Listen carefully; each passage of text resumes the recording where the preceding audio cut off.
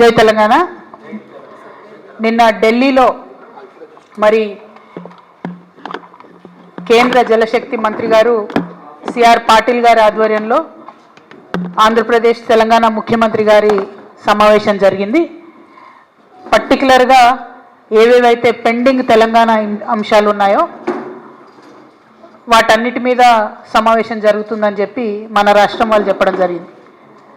కానీ బనకచర్ల మీద కూడా సమావేశం ఉంటుందని అవతల రాష్ట్రం వాళ్ళు చెప్పడం జరిగింది. ఆ టైంలో మన సీఎంఓ నుంచి మన తెలంగాణ ముఖ్యమంత్రి రేవంత్ రెడ్డి గారి ఆఫీస్ నుండి బాగా మేకపోతు గాంభీర్యాన్ని ప్రదర్శిస్తూ బనకచర్ల ఇష్యూ చర్చకు వస్తే మేము పోమని చెప్పి లీక్లు ఇవ్వడం జరిగింది ముందు రోజు. కానీ తీరా తెల్లారి చూస్తే ఏమైందో ఏమో మరి చాలా సంబరంగా ఉత్తమ్ కుమార్ రెడ్డి గారు రేవంత్ రెడ్డి గారు ఇద్దరు కూడా పోయి మరి చంద్రబాబు నాయుడు గారిని ఎదుర్కొని సన్మానం చేసి ఆ ఫోటోలు వీడియోలు చూస్తుంటే అయితే పండగ వాతావరణం కనబడ్డది. మరి అన్నీ చేసి కూర్చున్నారు.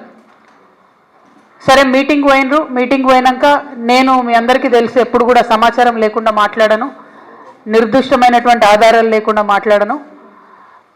వీళ్ళు మీటింగ్కి పోయినరు, జలశక్తి మీటింగ్కి. మొట్టమొదటి అంశమే ఎజెండాలో బనకచర్ల జరిగింది. అక్కడ మొట్టమొదటి అంశం బనకచర్ల ఉంటే కూడా కనీసం పౌరుషం లేకుండా సిగ్గు లేకుండా ముఖ్యమంత్రి గారు మన ఇరిగేషన్ శాఖ మంత్రి గారు మీటింగ్ మొత్తం కూడా కూర్చొని అప్పనంగా గోదావరి జలాలని గిఫ్ట్ లెక్క చంద్రబాబు నాయుడు గారి చేతిలో పెట్టి రిటర్న్ రావడం జరిగింది.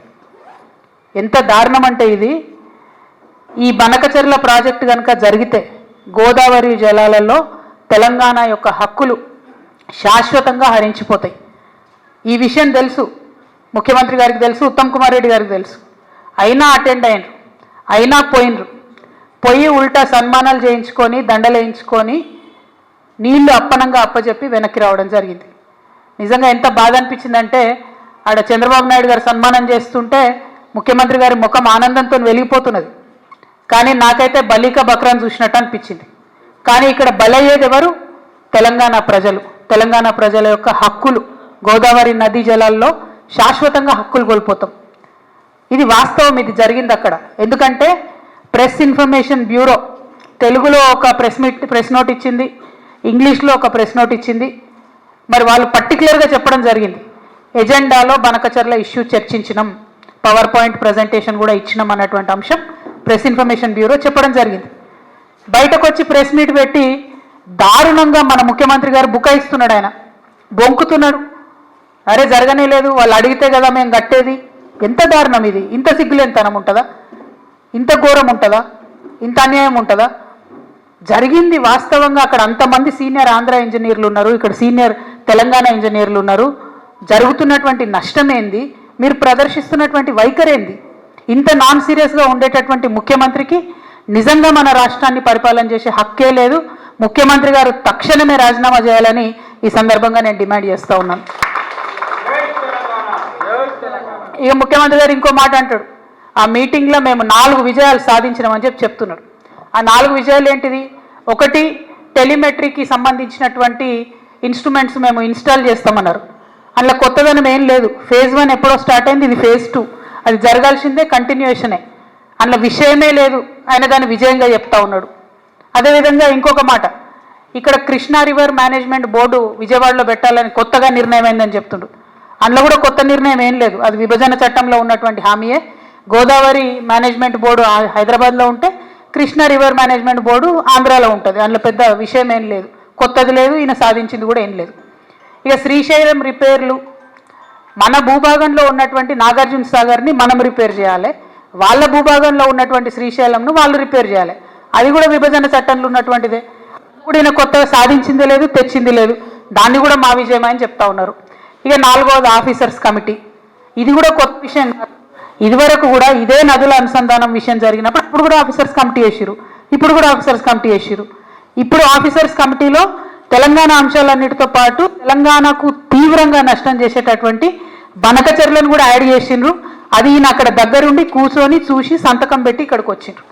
అదొకటే కొత్తదనం, అదొకటే ఆయన సాధించుకొచ్చిన విజయం. తెలంగాణ ప్రజల హక్కులన్నింటినీ చంద్రబాబు నాయుడు గారి కాళ్ళ దగ్గర తాకట్టు పెట్టి రావడం తప్పితే ఈ మొత్తం అంశంలో రేవంత్ రెడ్డి గారు సాధించినటువంటి విజయం అనేదే లేదు. ఇవాళ నేను ఆంధ్ర ప్రాంత ప్రజలకు కూడా అపీల్ చేస్తూ ఉన్నాను. ఈ బనకచెర్ల ప్రాజెక్టు వల్ల ఆంధ్ర ప్రాంత ప్రజలకు లాభం లేదు. ఆల్రెడీ నీళ్ళు వస్తున్నటువంటి ఆయకట్టుకు మళ్ళీ నీళ్ళు ఇచ్చేటటువంటి ఒక ప్రాజెక్టు డిజైన్ చేసిరు తప్పితే ఇందులో కొత్తదనం లేదు. ఆంధ్రప్రదేశ్లో ఇప్పటికీ కూడా నీళ్లు రానటువంటి ప్రాంతాలకు నీళ్లు రావాలని మీ సోదరుగా నేను కోరుకుంటున్నాను. కానీ ఈ ప్రాజెక్టు బనకచెర్ల ప్రాజెక్టు ఒక కుట్రపూరితమైనటువంటి ప్రాజెక్టు, కాంట్రాక్టర్ల కోసం కడుతున్నటువంటి ప్రాజెక్టు, దాంట్లోంచి వచ్చేటటువంటి కమిషన్ల కోసం కడుతున్నటువంటి ప్రాజెక్టు. ఇవాళ నేను సవాల్ ఇస్తా ఉన్నాను, ఖచ్చితంగా ఇదే ప్రాజెక్టు మెగా కృష్ణారెడ్డి గారికే ఇవ్వడం జరుగుతుంది. మళ్ళీ మెగా ఇంజనీరింగ్ కంపెనీ నుండి తనకొచ్చేటటువంటి వాటా కోసం మన భవిష్యత్తుని గోదావరి నది జలాల వాటాను మొత్తం కూడా తాకట్టు పెట్టి మన ముఖ్యమంత్రి రేవంత్ రెడ్డి గారు హైదరాబాద్ రావడం జరిగింది. మీరు చూడండి, ఇది జరగకపోతే రేపు ఈ ప్రాజెక్టు మెగా ఇంజనీరింగ్కి ఇవ్వకపోతే మీరు చూడండి. ఎందుకంటే దీని వెనుక జరుగుతున్నటువంటి కుట్ర అవగాహన ఉన్నటువంటి వ్యక్తిగా నేను చెప్తా ఉన్నాను. ఖచ్చితంగా రేపు ఇదే జరగబోతా ఉంది. ముఖ్యమంత్రి గారు అక్కడికి పోయింది మెగా కంపెనీ కోసం. మెగా కంపెనీలో 85,000 కోట్ల ప్రాజెక్టులో ఆయనకు వచ్చేటటువంటి వాటా కోసం పోయిన తప్ప ఇంకో దానికి పోలే. ఇంకొక మాట, central water commission, Godavari river management board, Polavaram project authority ఇవన్నీ కూడా Banakacherla project pre feasibility report అని ఉంటుంది, దాన్ని రిజెక్ట్ చేసినాయి. అయినా ఎందుకు పోయినరు, అయినా ఎందుకు కూర్చున్నారు? మళ్ళీ బయటకు వచ్చి ఏం చెప్తారు ముఖ్యమంత్రి గారు, ఇదంతా ఉట్టిదే, అనఫిషియల్, ఇది అనఫిషియల్ మీటింగ్ అంటారు. అసలు అనఫిషియల్ మీటింగ్ ఎందుకు? మరి అనఫిషియల్ మీటింగ్ ఇద్దరు రాష్ట్రాల ముఖ్యమంత్రులు, ఒక జలశక్తి కేంద్ర జలశక్తి మంత్రి ఉంటాడు, దానికి అఫీషియల్గా పిఐబి ఇస్తుందా రిపోర్టు? అంటే అఫీషియల్గానో అనఫీషియల్గానో మొత్తానికైతే చంద్రబాబు నాయుడు గారి ఎజెండా ఇంప్లిమెంట్ చేయడానికి పోయినరు తప్పితే ఇంకోటి కాదు అన్న విషయం ఇవాళ తెలంగాణ ప్రజలందరూ కూడా గమనించుకోవాలి. ఈయన చంద్రబాబు నాయుడు గారికి సద్ది మోస్తున్నాడు, తెలంగాణ బిడ్డలనేమో ఎండబెట్టేటటువంటి ప్రయత్నం చేస్తున్నాడు. ఈ వైఖరిని మేము తీవ్రంగా విమర్శిస్తూ ఉన్నాం. మేము తెలంగాణ జాగృతి నుండి మీ అందరికీ తెలుసు, ఇదివరకు ఉమ్మడి ఆంధ్ర రాష్ట్రంలో ఉన్నప్పుడు కూడా పోలవరం ప్రాజెక్టు మీద న్యాయ పోరాటం చేసినాం. ఇవాళ మేము చూస్తున్నాం, కాంగ్రెస్ పార్టీ తెలంగాణను ఫెయిల్ చేస్తున్నది. భారతీయ జనతా పార్టీ అయితే మాటనే మాట్లాడతలేదు. అందుకనే మాలాంటి సంస్థలు ఇప్పుడు ముందుకు రావాల్సినటువంటి అవసరం ఉన్నది. తెలంగాణ జాగృతి నుండి న్యాయ పోరాటం చేస్తాం. తప్పకుండా బనకచెర్ల ప్రాజెక్టును ఆపి తీరుతామని కూడా ఈ సందర్భంగా మేము తెలియజేస్తా ఉన్నాము. మరి తెలంగాణకు అన్యాయం జరుగుతుంటే మేకపోతు గాంభీర్యం ప్రదర్శించి ప్రజల్ని మోసం చేస్తున్నటువంటి ముఖ్యమంత్రి గారు ఖచ్చితంగా నేను రిజైన్ చేయాలని చెప్పి కోరుతా ఉన్నాను. అదేవిధంగా నేను ఇంకొక డిమాండ్ కూడా చేస్తున్నా. 21వ తారీఖు నుంచి పార్లమెంటు ప్రారంభమవుతా ఉన్నది.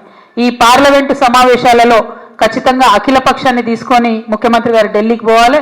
ఒకటి బీసీ బిల్లు విషయం, 2 బనకచెర్ల విషయం, 2 కూడా సాధించుకొని రావాలని చెప్పి ముఖ్యమంత్రి గారిని నేను డిమాండ్ చేస్తూ ఉన్నాను.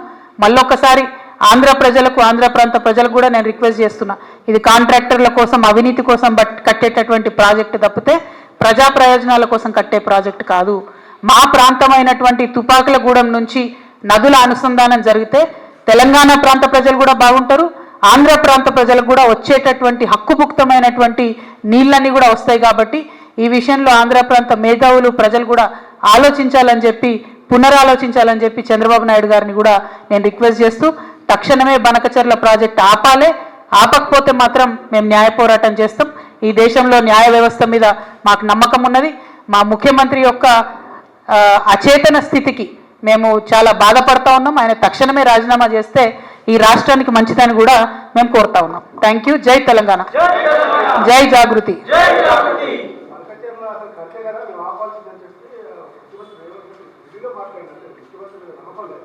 100% లేదు. ఒకటే మీటింగ్కి పోయినటువంటి ఆంధ్ర మంత్రి గారు బయటకు వచ్చేమో మేము బనకచెర్ల కడుతున్నాం, బనకచెర్ల మీద డిస్కషన్ అయిందని చెప్పిండు. ప్రెస్ ఇన్ఫర్మేషన్ బ్యూరో, కేంద్ర ప్రభుత్వ సంస్థ ఇచ్చినటువంటి ప్రెస్ రిపోర్ట్లో కూడా, దాంట్లో కూడా బనకచెర్ల మీద డిస్కషన్ అయింది, ఆఫీసర్స్ కమిటీలో ఉంటుందని చెప్తున్నారు. ఇక ముఖ్యమంత్రి గారు బయటకు వచ్చేమో డిస్కషన్ కాలే అంటుండు. వీరి యొక్క గత చరిత్ర మనకు తెలుసు కదా, ఆయన పెట్టుకున్న ఓట్లు, ఆయన మాట్లాడిన మాటలు, ఆయన ఎగ్గొట్టినటువంటి రైతు బంధులు, రైతు భరోసాలు, కళ్యాణ లక్ష్మిలు అన్నీ మనకు తెలిసినాయి కదా. సో ఆయన చరిత్ర తెలుసు కాబట్టి ఖచ్చితంగా మన ముఖ్యమంత్రే, మన తెలంగాణ ముఖ్యమంత్రే అబద్ధం ఆడుతున్నాడని తేట తెల్లం అయిపోయింది ఇలా ప్రజల ముందట. అందుకే బలంగా చెప్తా ఉన్నాం, ఆయన రాజీనామా చేయాలి, ఆయన పదవిలో కొనసాగేటటువంటి అర్హతనే లేదు. Thank you.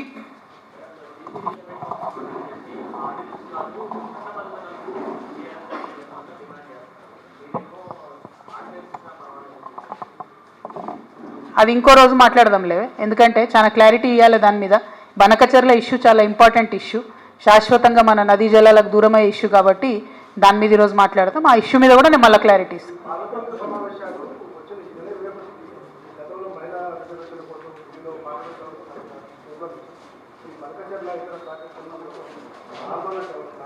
ఇప్పుడు ముఖ్యమంత్రి గారిని మేము డిమాండ్ చేస్తున్నాం, ఆయన అఖిలపక్షం తీసుకొని పోవాలి.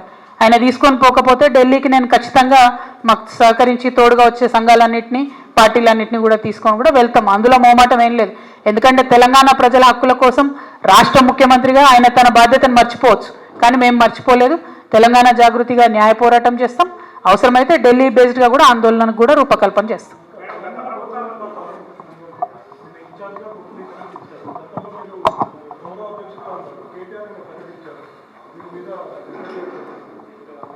ఈశ్వరన్న తను స్వయంగా తను బొగ్గుగని కార్మికుడు, చాలా సీనియర్ నాయకుడు. మా జగిత్యాల జిల్లాకు కూడా మేము ఆయనను పెద్దనగా పిలుచుకుంటాం. అటువంటి నాయకుడికి ఇన్ఛార్జ్ ఇవ్వడం డెఫినెట్గా తెలంగాణ బొగ్గుగని కార్మిక సంఘం మంచిగా పనిచేస్తుందని చేయాలని కూడా కోరుకుంటున్నాం. Thank you.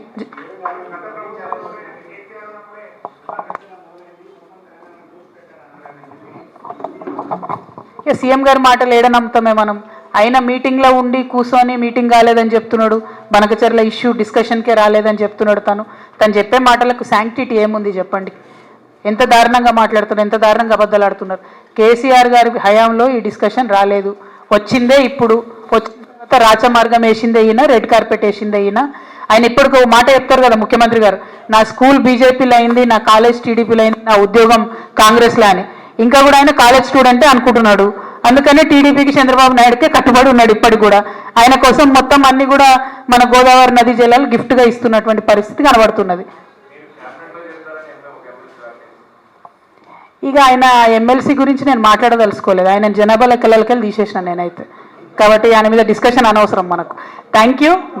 అమ్మ ఏందన్నా